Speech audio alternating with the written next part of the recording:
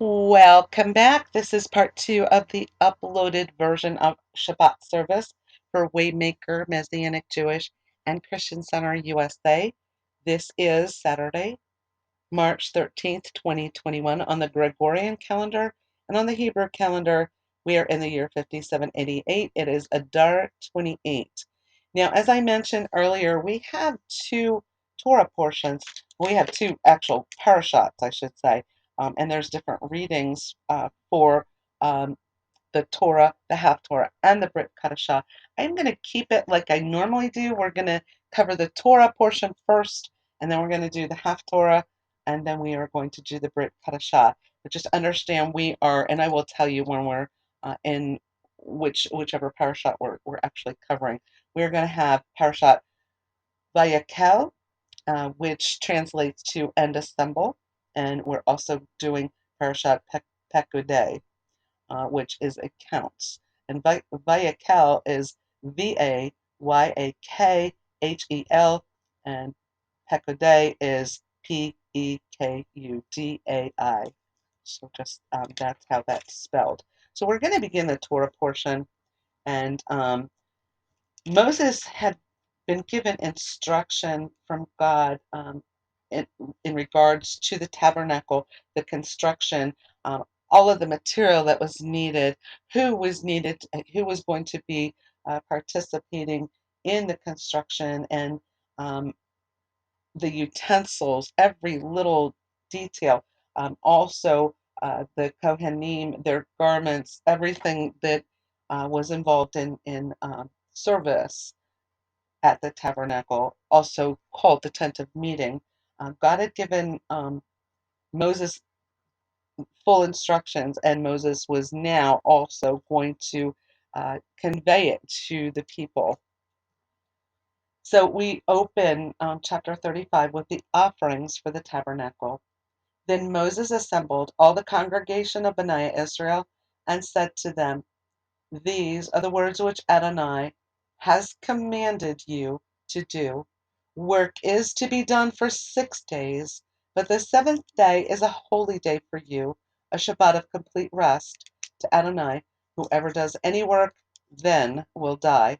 Do not kindle a fire in any of your dwellings on Yom Shabbat. And Yom Shabbat simply means the day of Sabbath. Moses also said to all the congregation of Bnei Israel, This is the word which Adonai commanded, saying, Take from among you an offering for Adonai. Whoever has a willing heart, let him bring Adonai's offering: gold, silver, and bronze, blue, purple, and scarlet cloth, fine linen and goat hair, ram skins and dyed red seal skins, and acacia wood, oil for the light, spices for the anointing oil, and for the sweet incense, onyx stones and setting stones for the ephod and for the breastplate. Let every wise-hearted man among you come and make everything that Adonai has commanded, including the tabernacle, its tent and its covering, its clasps and its boards, its crossboard, its crossbars, its pillars and its bases, the ark and the poles, the atonement cover and the curtain screen, the table and its poles, with all of its utensils, along with the bread of the presence.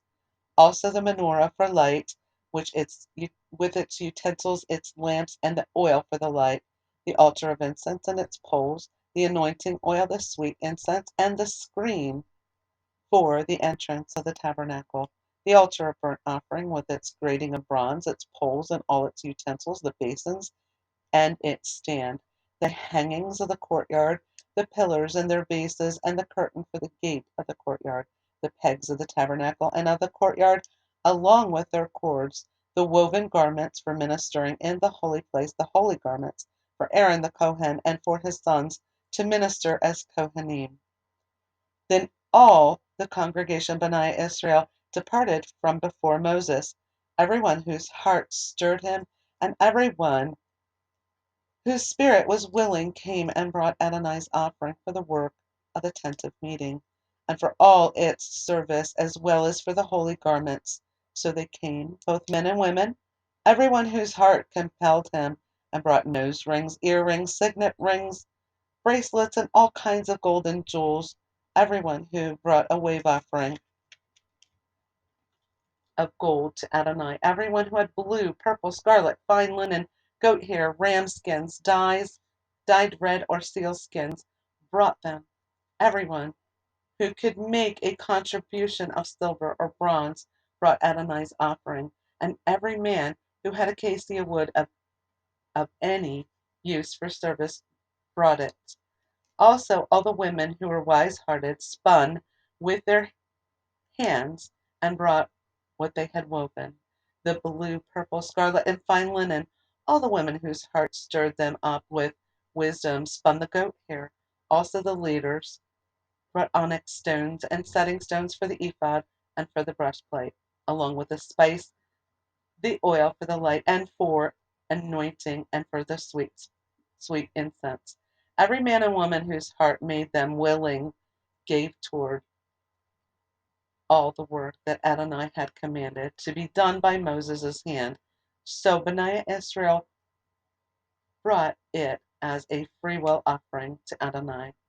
Then Moses said to Bnei Israel, see, Adonai has called by name Bezalel, son of Uri, son of Hur, of the tribe of Judah. He has filled him with the Ruach of God, with wisdom, understanding, and knowledge, and all manner of craftsmanship, to make ingenious designs, to work in gold, silver, and bronze, as well as cutting gemstones, for setting, wood carving, to make all kinds of skillful craftsmanship. He has also placed in his heart the ability to teach, both he and Aholiab, son of Ahisamach, of the tribe of Dan. He has filled them with the wisdom of heart to forge all the works of an engraver, an artisan, and an embroiderer in blue, purple, scarlet, and in fine linen, as well as weaving. They can perform every craft and ingenious designs. Chapter 36, More than enough. So Bezalel and Aholiab are to work along with every wise-hearted man in whom Adonai has placed insight and understanding to know how to perform all the labor for the service of the sanctuary, according to everything Adonai has commanded. Then Moses called Bezalel, Aholiab, and all the wise-hearted men in whose minds Adonai had set wisdom, along with everyone whose heart stirred him up to come to do the work. They received from Moses the entire offering that Bnei Israel had brought for the work of the service of the sanctuary, to build it. They brought freewill offerings to him morning after morning. Then all the skilled men who were doing all the work of the sanctuary came, one by one, from the work he was doing, and said to Moses, the people are bringing much more than enough for the work of this construction that Adonai has commanded to be done. So Moses gave an order, and they proclaimed it throughout the camp, saying, let neither man nor woman make anything else as an offering for the sanctuary. So the people were restrained from bringing more, for the work material they had was sufficient for all the work, with much left over. So all the wise-hearted men among them did the work. They made the tabernacle with 10 curtains of finely twisted linen, along with blue, purple, and scarlet, with cherubim, the work of a skillful craftsman. The length of each curtain was 28 cubits, and the width of each curtain was 4 cubits. All the curtains had one measure. Then he coupled 5 curtains to another, and the other 5 curtains he also coupled together. He made blue loops on the edge of the curtain that was outermost within the first set. He did the same along the edge of the curtain that was outermost in the second set. He made 50 loops in one curtain and 50 loops on the edge of the curtain that was in the second set, so that the loops were opposite to one another. Also he made 50 clasps of gold and coupled the curtains one to another with the clasps. So the tabernacle was one.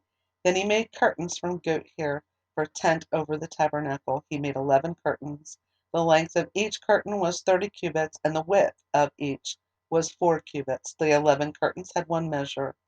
He coupled 5 curtains by themselves and 6 other curtains by themselves. He made 50 loops on the edge of the curtain that was the outermost in the first set, and 50 loops on the edge of the curtain that was the outermost in the second set. Also he made 50 bronze clasps to couple the tent together, so that it would be one. Then he made a covering for the tent of ram skins dyed red, along with a covering of seal skins above. He also made the framework of boards for the tabernacle from acacia wood, standing upright. The length of a board was 10 cubits. The width was a cubit and a half. Each board had 2 supports joined one to another. He did this for all the boards of the tabernacle. So he built the boards for the tabernacle, 20 boards from the south side southward, and he made 40 silver bases under the 20 boards, 2 bases under one board for its 2 supports, and 2 bases under another board for its 2 supports. Also for the second side of the tabernacle, on the north side, he made 20 boards, along with their 40 silver bases, 2 under one board and 2 under the next. For the back part of the tabernacle westward, he made 6 boards. He also made 2 boards for the corners of the tabernacle on the back, so that they could be doubled underneath, and in the same way to be fixed to the top at the first ring. He did this for both of them at the 2 corners. So there were 8 boards along with their silver bases, 16 in all, 2 under each board. Then he made crossbars from acacia wood, 5 for the boards on one side of the tabernacle, 5 for the boards on the other side of the tabernacle, and 5 crossbars for the boards of the tabernacle for the back part westward. He built the middle crossbar to pass through in the center of the boards from one end to the other. He overlaid the boards with gold and made golden rings for them as holders for the crossbars, and overlaid the crossbars with gold. Then he made the curtain of blue, purple, scarlet, and finely twisted linen along with the cherubim, the work of a skillful craftsman. He made 4 pillars of acacia and overlaid them with gold, having golden hooks, and he cast 4 silver bases for them. Then he made a parapet for the entrance of the tent of blue, purple, scarlet, and finely twisted linen, the work of a color weaver. Also he made the 5 pillars with their hooks, and overlaid their capitals and bands with gold, along with their 5 bronze bases. And just to go over, a parachet is spelled Parokhet. This is the dividing curtain in the temple for the Holy of Holies. Chapter 37, the Ark, Table, Menorah, and Incense Altar. Bezalel also made the ark from acacia wood, 2.5 cubits long, a cubit and a half wide, and a cubit and a half high. He overlaid it with pure gold inside and out, and made a crown of gold for it all around. He cast 4 golden rings for it in the 4 feet, 2 rings on the one side and 2 on the other. He also made poles of acacia wood and overlaid them with gold. Then he put the poles into the rings on the sides of the ark to carry the ark. He made an atonement cover of pure gold, 2.5 cubits long, a cubit and a half wide. Then he forged 2 cherubim of gold from hammered work at the 2 ends of the atonement cover, 1 cherub at one end and 1 cherub at the other. He made the atonement cover from a single piece, with the cherubim on the 2 ends. So the cherubim spread out their wings on high, overshadowing the atonement cover with their wings, with their faces to one another, and the faces of the cherubim towards the atonement cover. Then he made the table of acacia wood, 2 cubits long, and a cubit wide, and a cubit and a half. He overlaid it with pure gold, and made a golden crown all around. Also he made a border for it, a hand width around, and made a golden crown for the border all around. He cast 4 golden rings for it, and put the rings into the 4 corners that were on the 4 feet. The rings were close to the borders as holders for the poles to carry the table. He also made the poles of acacia wood and overlaid them with gold to carry the table. He forged the articles that were on the table, the dishes, pans, bowls, and jars with which to pour out of pure gold. Then he made the menorah of pure gold of hammered work, even its base, its stem, its cups, its bulbs, and its flowers were one piece with it. There were 6 branches going out of the sides, 3 branches out on one side, and 3 branches out of the other. 3 cups made like almond blossoms were in one branch, a bulb within a flower, and 3 cups made like an almond blossom in the next branch, another bulb within a flower. It was just so for the 6 branches going out of the menorah. Also within the menorah were 4 cups made like almond blossoms, bulbs and flowers, with a bulb under 2 branches of one piece, a second bulb under 2 branches of another piece, and a bulb under 2 branches of a third piece, for 6 branches extending out of it. Their bulbs and their branches were one piece with it, and an entire hammered work of pure gold. He also made the 7 lamps, along with tongs and censers of pure gold. He made them from a talent of pure gold, along with all the pieces. He made the altar of incense from acacia wood, a cubit long and a cubit wide, squared and 2 cubits high. The horns were one piece with it. Then he overlaid it with pure gold on top and on the sides all around and over its horns. Also he made a crown of gold for it all around. He made 2 golden rings for it underneath the crown on 2 sides as holders for poles in order to carry it.